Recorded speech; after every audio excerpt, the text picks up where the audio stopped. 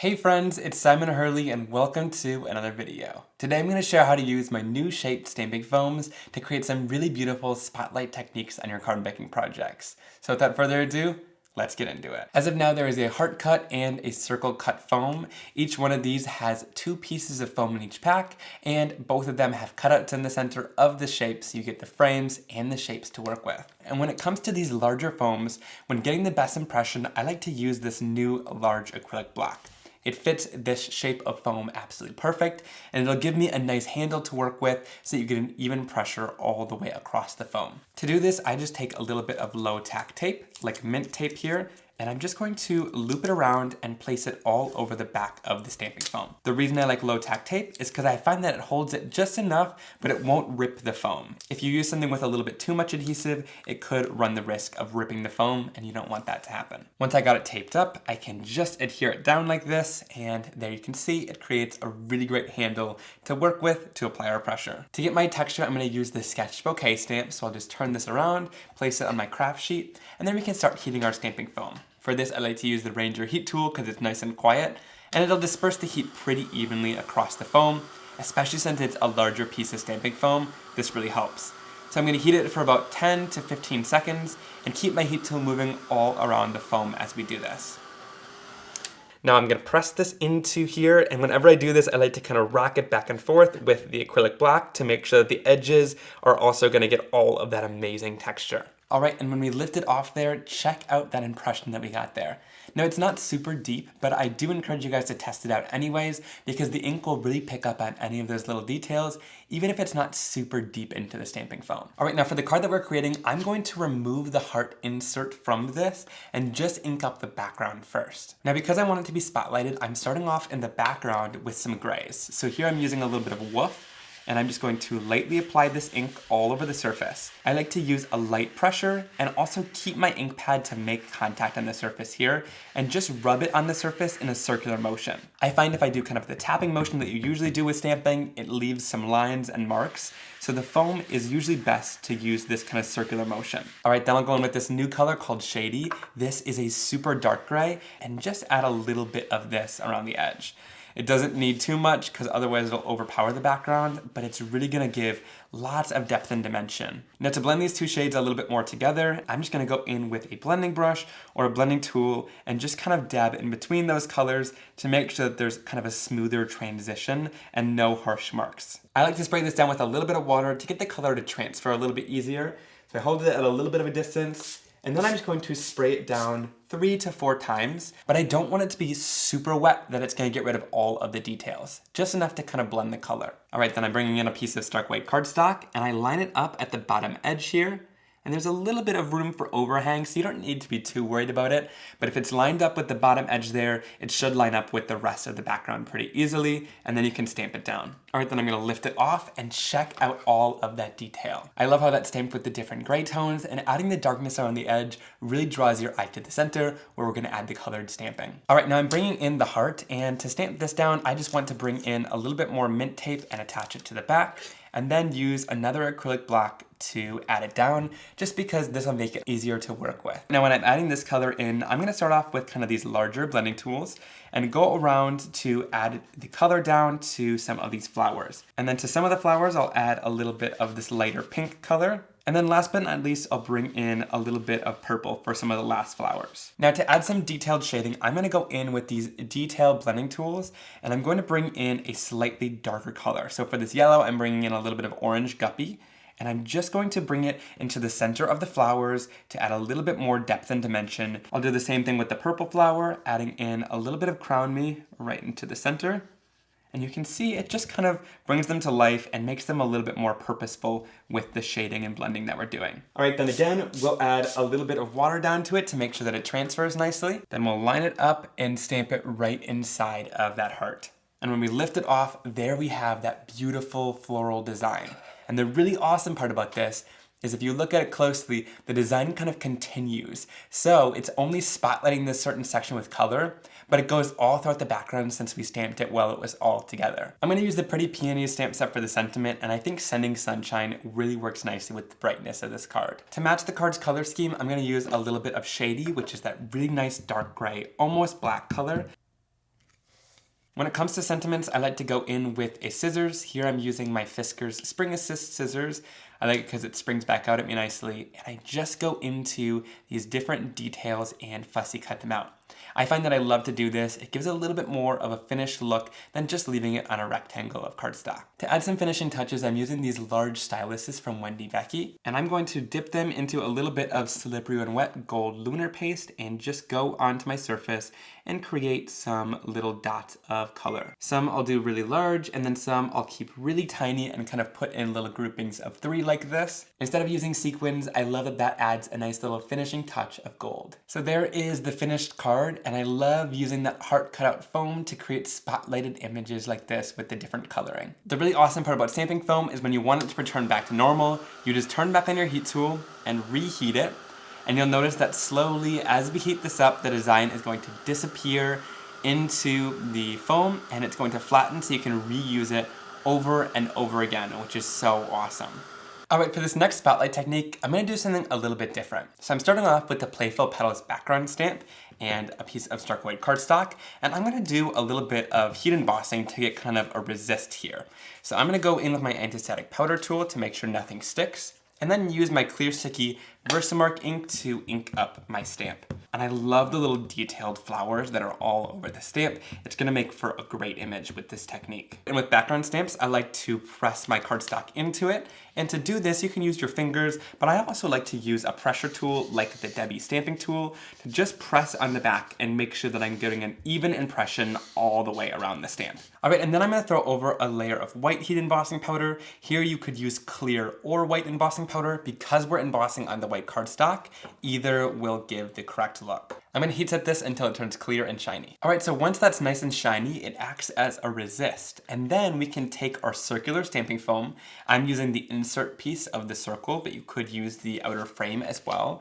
And I'm going to ink this up. I'm using a couple different warm tone colors, and I'll go in here and ink it just like I did the last piece of stamping foam, using that same kind of swiping and circular motion method. And when we apply different colors, I just use kind of the edge of the ink pad to go in here and get a little bit more detail in a smaller area. I think some people forget that when you're using the stamping foam, you don't actually need to create an image out of it. You could totally just use it as a solid stamp like this. All right, and then I'll go in between these colors and use a blending tool to kind of feather and smooth them out into one another. And again, with stamping foam, I'm gonna spray this down. And here I'm spraying it a little bit more because there's not as many little details that I need to watch out for. And then I'll go in here, turn this on kind of an angle, and then we can stamp it down and just give it some good pressure so that this whole circle transfers nicely. All right, and when I lift that off, check that out. You get that really beautiful colored in area, but I love that you still get all of this white embossing on the outside. It still adds lots of nice detail to it, but then you have that really awesome bold circle of color there. Now the really cool part about this stamp is it's got a couple different peel apart sections in it, one being the center flower, but you can see there's several flowers and leaves that come out. And the really cool part is that we can take these out of the acrylic block and stamp them down separately. Then I'm going to go in and fussy cut this with my Fiskars Spring Assist scissors again, and I just like to go around the image and leave a little bit of a white border all the way around. And leaving these images black and white is really great because there's so much color already going on the card. So here is the final effect. I love that we were able to spotlight this embossed background with the stamping foam to give it a really colorful and bold look. This next spotlight stamping technique is one of my favorites, and I found it from my friend Rebecca Keppel. I'll link her channel down below. She makes super inspiring card making videos, and I encourage you guys to check them out. So for this one, I'm using the Pinstripe background stamp. I love this one because each one of these peels apart so you can create some really amazing effects with it. But today I'm going to be using it just as a simple stripe texture for my stamp. So I'm going to go in with my circle stamping foam, and this time I'm going to heat it for about 10 to 15 seconds again, keeping my heat tool moving to make sure nothing burns and to make sure I get an evenly heated texture. Once that's heated, we can go into our stamping foam and give it some good pressure to make sure that our stripe pattern is going to transfer beautifully. And when we finish that off, we've got a beautiful stripe pattern that creates the reverse of this, and now it's in a circle shape, which we would have to do some masking if we didn't have the stamping foam. For my first color, I'm going to go in with a little bit of Psych, which is this really bright lime green color, and lightly go over the top of the surface to hit the top section of those stripes. Stamp it down onto our paper. Give it some good pressure so that everything transfers nicely, And when we lift it off, we have this beautiful stripe pattern. Now in between colors, I just go in with a little bit of water, and my Simon Hurley Create inks clean off beautifully, so they will clean off really easily from your stamping foam, and there will be no staining. Next, I'm going to use a little bit of Clear Skies, which is this nice light blue color, and again, go onto the stamping foam with a little bit of pressure to hit all the top sections of these stripes. And you can kind of look from the bottom edge like this. It started off like this, and I'm going to flip it, and then all you have to do is line up the circle, which is pretty easy to do since it's got the exact same edge, and then go in and press down. And then when we lift this off, check out that beautiful plaid pattern that you get. I absolutely love it, and the two-toned effect along with this circle in the center makes for a really good focal point to put an image around. Now, while I love this super colorful background, I want to make the background a little bit more muted and kind of spotlight the image with color that we're going to put on. So here I'm using a little bit of my new neutral. This is a really intense kind of chocolate brown color called Weeping Willow. I absolutely love it, and I'm just going to lightly go on the surface on top of these stripes to ink them up with my ink pad. I'm going to spray it down with water, lift that off, and we've got our beautiful stripes. So again, look from the side, we started about there. We're going to flip it and then stamp this down.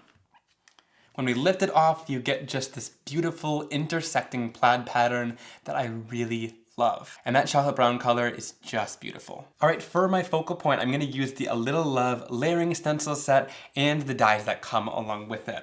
I recently saw Kathy Selski use this, and I love this set, so I wanted to bring it back out and craft with it. This is a 3-piece layering stencil set. You've got the etching down in the corner, so you know exactly how to line these up. And one of my favorite tips when it comes to using layering stencils is using them inside of the Miss C with this corner and the magnets, because it lines up really easily in that corner. So I've got a piece of stark white cardstock. I'll place the stencil down in the corner and then place the magnet down to hold it all down. Now here I'm blending down a yellow flower with a little bit of Shooting Star, which is one of my favorite, just super bright yellow colors. And then to add some shading, I'm going to go in using a little bit of Guppy right in the center of that flower. And then finally, we'll finish it off with just a tiny bit of Prom Queen right in the center to darken it up and add just a little bit of depth and dimension. I love these little detail tools. All right, I'll lift this off and check out that beautiful flower already. Now I'm gonna make sure that this is still on the same side there with the etching, and then we'll place it right down in the corner. All right, and then here we'll bring in a little bit of green. I'm starting off with this kind of yellow-green color called Psych. I absolutely love this color so much. And then also I'll bring in a little bit of Overzealous as well to bring in a little bit more of that green tone. Lift this off. There we go. And then our last and final stencil, the third layer, which is gonna add a little bit of detail in here. For this one, I'm gonna bring in a little bit of Viper for those leaves. We'll go in with our blending tool and just add some Viper in. It's kind of similar to Psych, but it's a lot darker. So it's gonna bring in that really beautiful olive tone. All right, and for the center of the flower, I want to use just a little bit of lunar paste in the color Shooting Star and just kind of put it through the stencil with my finger. It's super easy to do that, but of course you could go with a blending tool or a palette knife. I love that shine that we get from the center of the flower and all that beautiful blending that we got from layering up those different stencils. All right, I'll bring out the coordinating die set and lay them down and then tape them down in place using some mint tape. And for old time's sake, we're gonna bring back a little bit of awkward die cutting.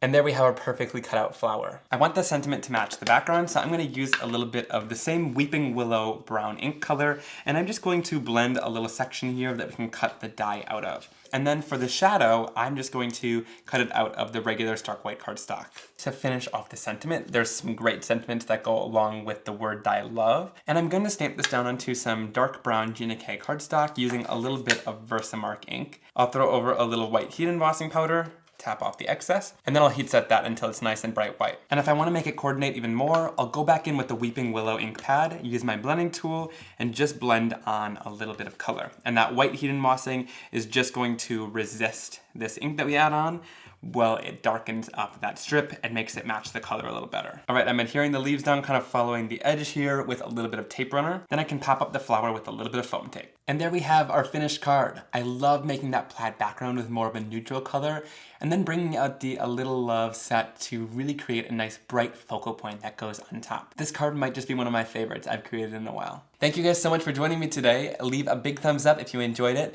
and leave me a comment down below on which card was your favorite. I always love hearing from you guys down there. And also down below is a full supplies list, and those links help support me, so I really appreciate you guys using them.